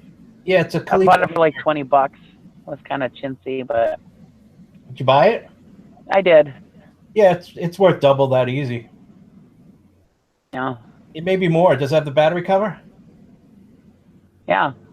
Yeah, I bought it. I bought it brand new. Oh, it's in the box? Yeah. Yeah, because they're remaking these, like Frogger and stuff. Remake. Okay. Yeah, no, this is a remake. Yeah. Oh, okay. This was a remake. It was a handheld one that looks like it's in an arcade game. Oh, okay. Yeah. This one's a remake. Yeah. I was just gonna say it'd be over 100 if it was the original one. Yeah. Well, that would be nice, but no. Jim's got one of the console Pac-Man. Yeah, here. I didn't get to stop. I didn't get to thrift at all or anything when I was out there. I was bummed. Nobody wanted to do anything like that. Here's a Commodore 64. Ooh, Newer cool. type. That's old school. Yeah. I wanted to go. Somebody said that the New York City that they have bins there. I wanted to go there just to see how people were there. Yeah. But nobody wanted to go. Aw. Yeah. Bummer. Yeah. There was a flea market in New York City, but it was all new stuff. It wasn't anything. Anything used? No. Just like Alibaba type of stuff, right? Yeah. Cheap Chinese crap. Yeah. And the palm reader, she read my palm. Did she? Told me I was going to live to be 98. I was going to be happy and healthy, no disease, no sickness, and more sex.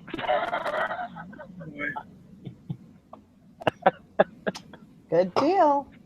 There you go. And she could tell that from your palm? I guess. And I told her, I said, geez, you know, if me and my husband have any more sex, he won't have time to go to work.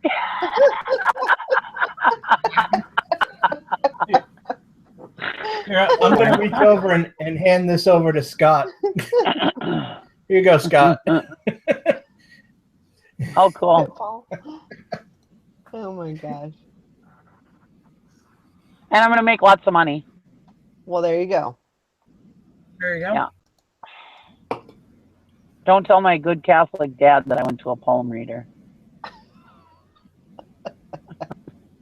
I just wanted to see if anything came true. Yeah. But when I told him, he's like, well, we better get on that.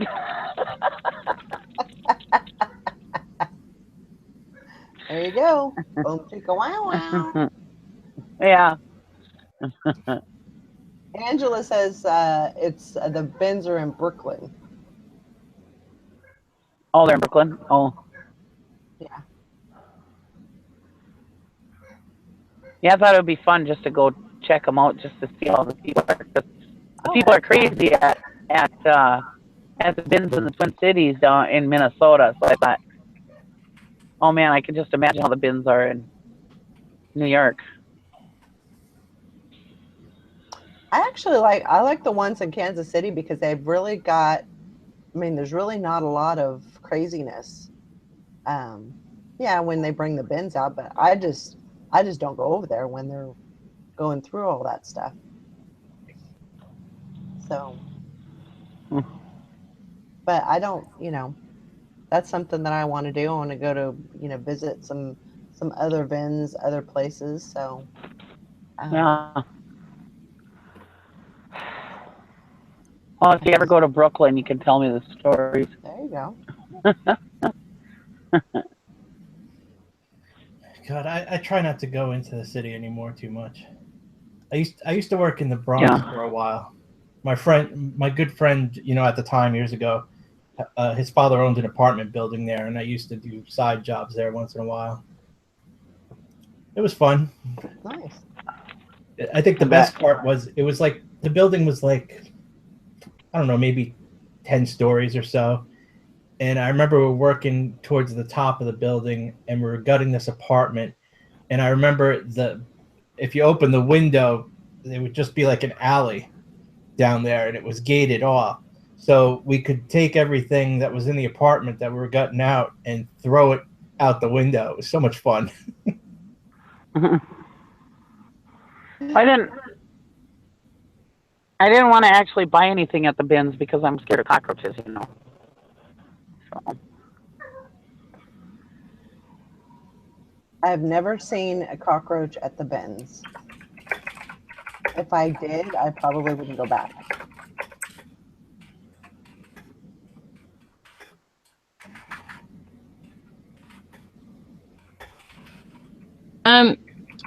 Frankie's Fine says that she found 5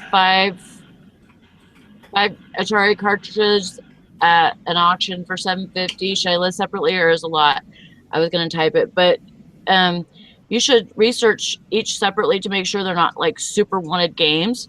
And then if they're, pretty much going the same price or whatever, you could list it as a lot, or you could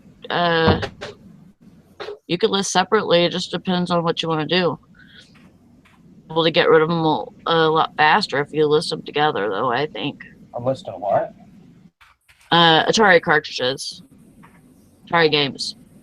The nice thing about them, though, is they're easy to, if you're good with sell similar, you can breeze right through a whole bunch of them. You know what I mean? Yeah. Like Atari 2600 cartridge, vintage, whatever, 1977, and then the title of it somewhere in there. And then if the next one's in 1977, leave all that, just change the title. If it's 1978, change the title, and I love this stuff. Change the title and just change your picture and move on. In good use, condition, tested, whatever you want to put in your generic description. It's foot deodorant. What is that, Dusty? Dr. Scholl's. I sold a whole bunch of it on eBay about a year ago, and I kept some because the caps were broken. Dr. Scholl's Odor X. It's basically aerosol powder, but I spray it in my Chacos and then my flip-flops every once in a while, and then I'll just run them through the shower or through the washer or whatever. But for the time being, it just kind of gives you, it's got a really nice smell to it. Not that I have really, really stinky feet, but that's probably why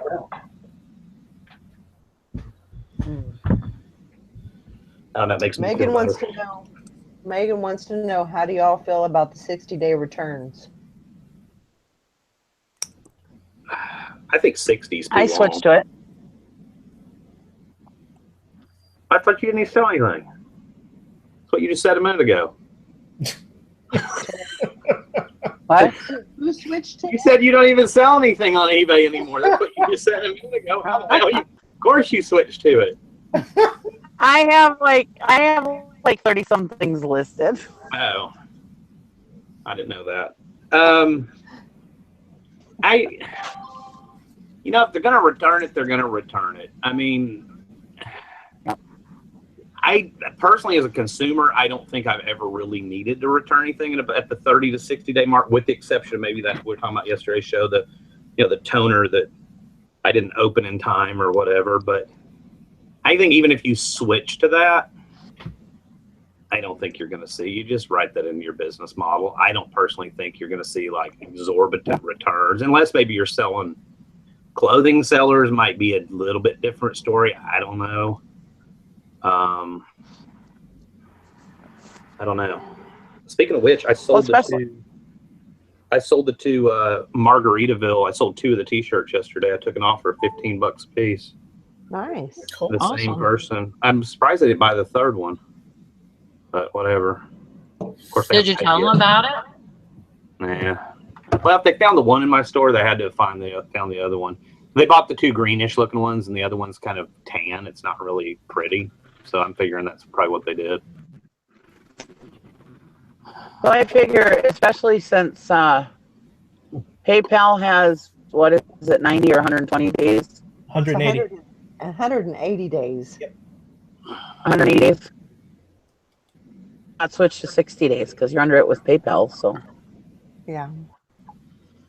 either way, you're going to have 60-day returns or 180-day returns. So what does it matter? What does it matter the other way then? Oh.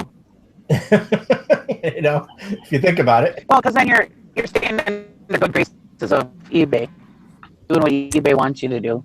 I mean, I've always had 30, so if I switch to 60, it really wouldn't make a huge difference. If there's an advantage, and I can't remember what the 60-day thing was. What was that for? What were they changing on eBay? I was just going to ask what the advantage was. I don't remember. Are they giving anything? Do you get any advantage? I know that was in part of one of the announcements in the last couple of months, but I've slept since then, so I can't remember. I want to say that it was that you got a better search. You were in the search better, however that works. That's what Frankie's Find says. Visibility is better, I think. Yeah. So I could change. Hold on. I'd have to go into my seller dashboard and go into find my policies and just change my policy, correct? Yeah. Where would that? I hate trying to find stuff since they changed everything. Isn't it your business policies?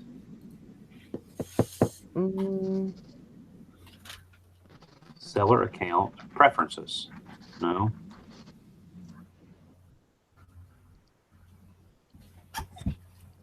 Oh, there it is. It was under preferences, business policies, return, edit.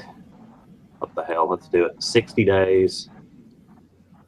I'm going to change the name of that policy. So I'll remember 60 days. Save. All right, I switched. Save. This is being used by blank listings. Confirm. Beth says, but if someone is narrowing their search to 60-day returns, they're up to no good. Yeah. Yeah.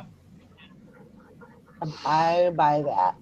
That's somebody that's too picky of a shopper, and I don't want them anyhow. Nope. Is that a knuckle? Oh. Oh, Nikki always does that. She has her knuckle in from the steering wheel. Yeah. At first, I thought it was an ass cheek the first time she did it.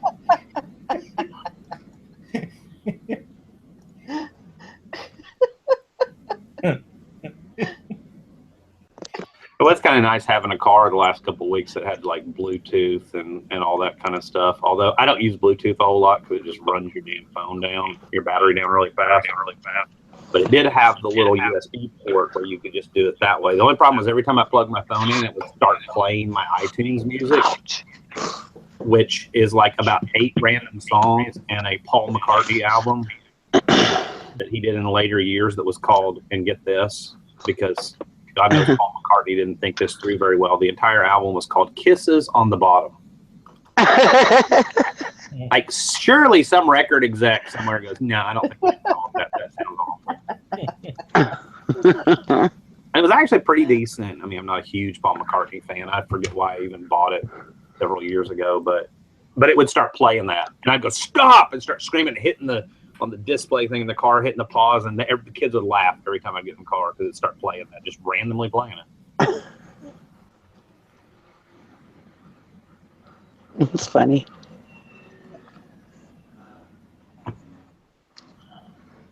I haven't seen my lug nut yet. I gotta go get them. Kurt said he switched to 60 days when the option came up. He's seen no difference in returns. Beth said also you have to do free returns along the 60 day to get the search placement. I think I do free returns. Hold on. Return, edit. Returns accepted. After receiving the item, they should start a return within 60 days. Refund will be given as money back. Return shipping will be paid by the buyer. You have to do it as seller paid for any reason? I think so. Yeah. Ugh.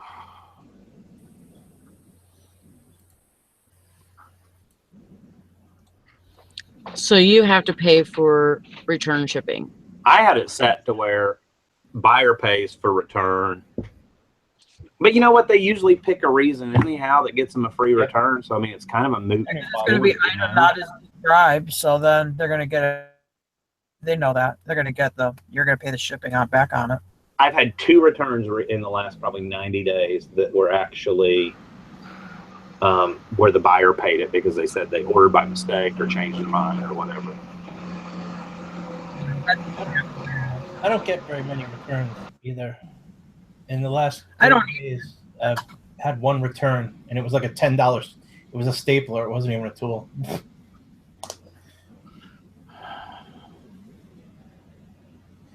I hardly ever get returns.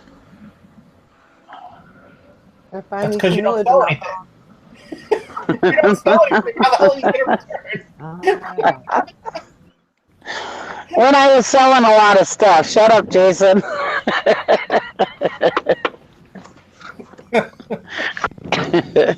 I'm taking a break. I'm vacationing. I'm going to order my building this week, I think, though. Yay. Oh, they're working on it? I'm going to order it. Oh, I'm gonna order the Versatube building. I think I'm either this week or now. I might wait till next week since we're going to Texas on Friday. But what size are you gonna get? I haven't decided quite yet. I'm looking at I got it bookmarked here. Let me look here. So wait, what size it was? Do you need like a concrete foundation? No. Oh, okay. We're gonna put it on. We're gonna put it on skids. Oh. So I don't have to get a permit. Oh, okay. You don't have to get a permit if you pour the pad over the weekend when the building inspectors aren't around. Just saying. You're far enough out though. In reality, would they even know? It's not the. I don't know. When they assess you for your property taxes. Tax assessor. Yeah. Yeah, then they'll know there's a new building. But if you have it on skids, then you don't have to get a permit because it's a movable building. Just dig a big hole and make it underground. They'll never see it. Yeah, that'll be nice and cool. Yeah. Save me on electricity with air conditioning, eh? There you go.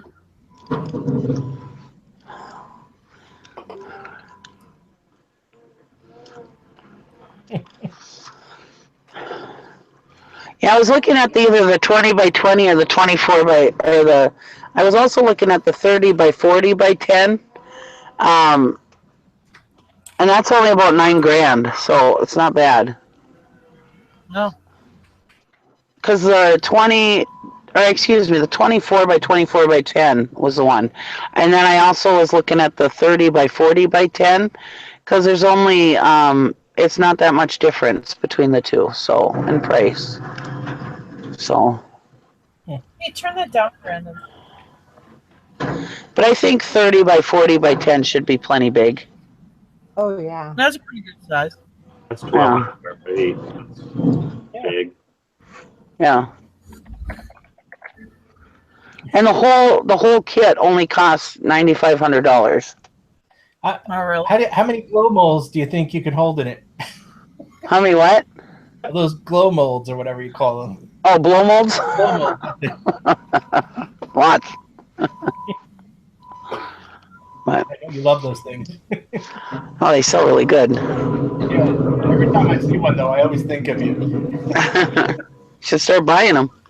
Well, the nice thing about it is you can buy them at an auction for like $1. You know, nobody wants them. But every time I put them up, I sell them. At least 20. I've never sold one under $25. Huh. Yeah. Plus shipping. Right. And I bet the box weighs more than the actual thing, right? Yeah.